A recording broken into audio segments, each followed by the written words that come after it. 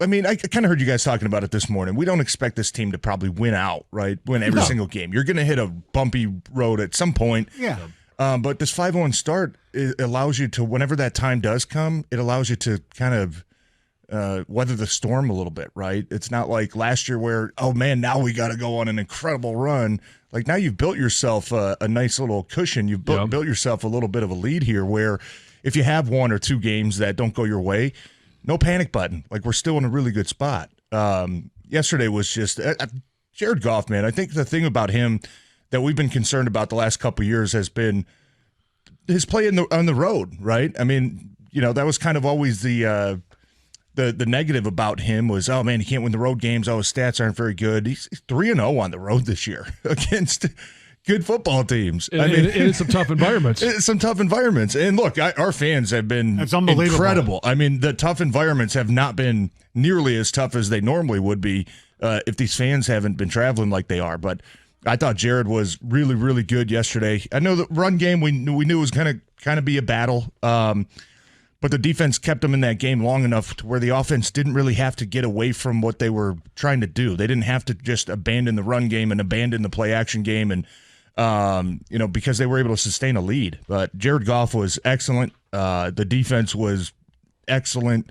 It was good to see J-Mo make a play, too. Good to see I think it was 2 plays after the drop, which would have been a tough catch, I think, in my opinion, from my angle. It was kind of a wobbly ball. I don't know if it got tipped. You still would like to see him come up with that, but Goff to have the confidence to go right back to him a couple plays later, and then he makes the play. You feel like he needed that. You feel like that was probably the weight of the world off of that kid's shoulders to go out there and make that play. All things combined, I thought, look, that was a good football team. Tampa Bay, especially their defense. Levante David, I mean, the guy's going to play till he's 60. He's unbelievable. And Devin White is incredible. I mean, they've got a lot of beef up front. We knew it was going to be tough running. I didn't get to rewatch the game. I got home late. Probably go back and rewatch and just try to break down what was the issue in the run game. Obviously, losing Montgomery hurt.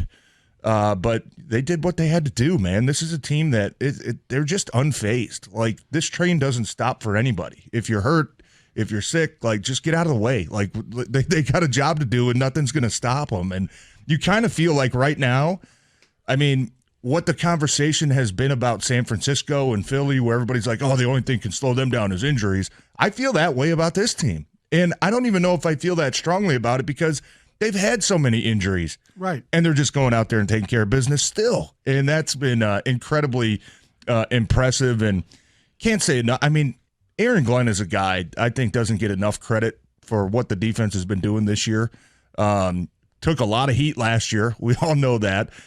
Rightfully so. I mean, they were historically a terrible defense last year for the first half of the season. Something seemed to click with him. He's got his guys playing at such a high level, fast, physical, violent is a word they always use. And it's a lot of fun to watch, man. It really is. And you look at it now and you say, what do we have, 5-1?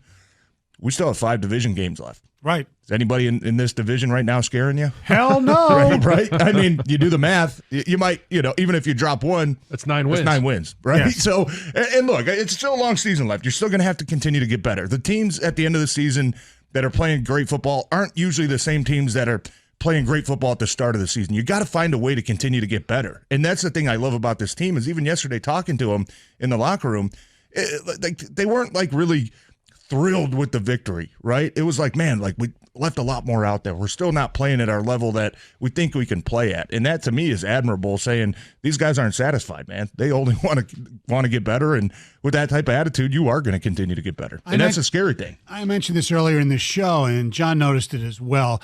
There were a lot of little things like milking the clock in the fourth quarter where Goff, whether it was instructed to do so or not, whatever, took every play down to the 1 or 2 second mark on the play clock, and they had that one drive that ate up like 4.5 minutes, and they still only gained 40 yards and punted the ball. Yeah. But they milked the clock. That's what smart teams do. Yeah, and then you pinned them deep, right? Yes. I think that was the punt that went out at the 2-yard line. Yeah. And you kind of knew at that point Tampa Bay's day was over. Yeah. I mean, they hadn't been moving the ball really through the air or on the ground themselves. Baker has been good this year, I think. Right. I didn't think he was very good yesterday. No. I thought you caught him probably on an off day, but you know what? That's what good teams do. When they're not playing their best, you take advantage of it.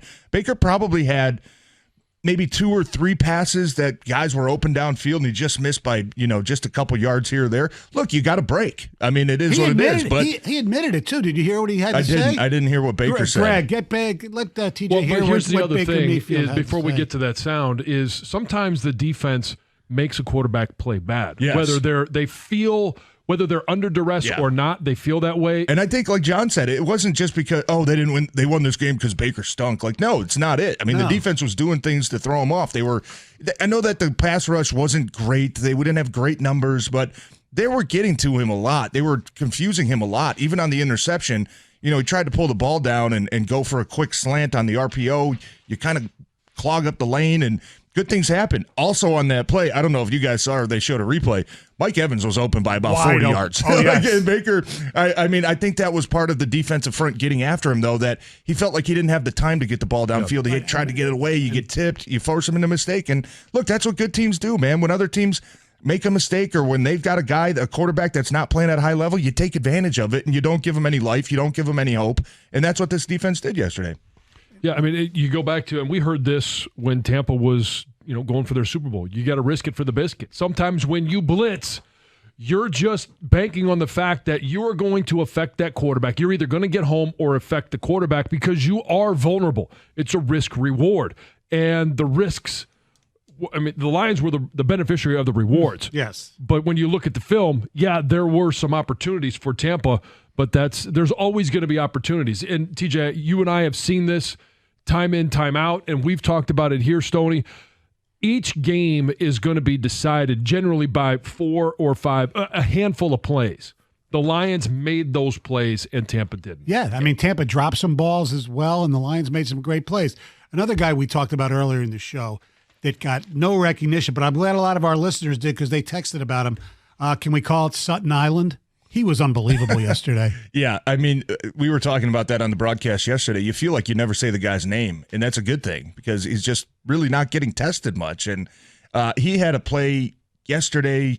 Man, it was I think it was a quick wide receiver screen, and he defeated the block, and he made a tackle for a loss. And it's like he always has that one play a game where it's like, hey, don't forget about me, right? I know they don't throw my way a lot, but I'm still a good player. And we were kind of laughing about it. Their defensive backfield is playing good. I mean, they are. Jerry Jacobs, if you feel like after that Seattle game, that was going to go one way or the other. He was going to kind of – because that was a rough game. I didn't think they used him right in that game, but a lot of fans were kind of piling on him. He's done nothing but bounce back. He put 3 takeaways now in the last couple games. Yesterday, I thought he played a good game. He was physical. Yes. But Cam Sutton is a big reason why this defense is good. When you can completely, not – completely shut down, but lock down half of the field. Now it frees up Aaron Glenn to be creative with what he wants to do on the other side. And you're still missing, you're missing Brian Branch, who might be their best player in the defensive backfield. Right. You don't have Mosley, who was supposed to be a big piece of this defensive backfield. And we forgot all about Gardner Johnson, too. Yeah, and CJ, this guy played, one game and a quarter, So you're doing it with the cast of characters that you look at on paper and you say, we should be able to take advantage of them, but the bottom line is they're playing good football, and Cam Sutton is a huge reason because of that.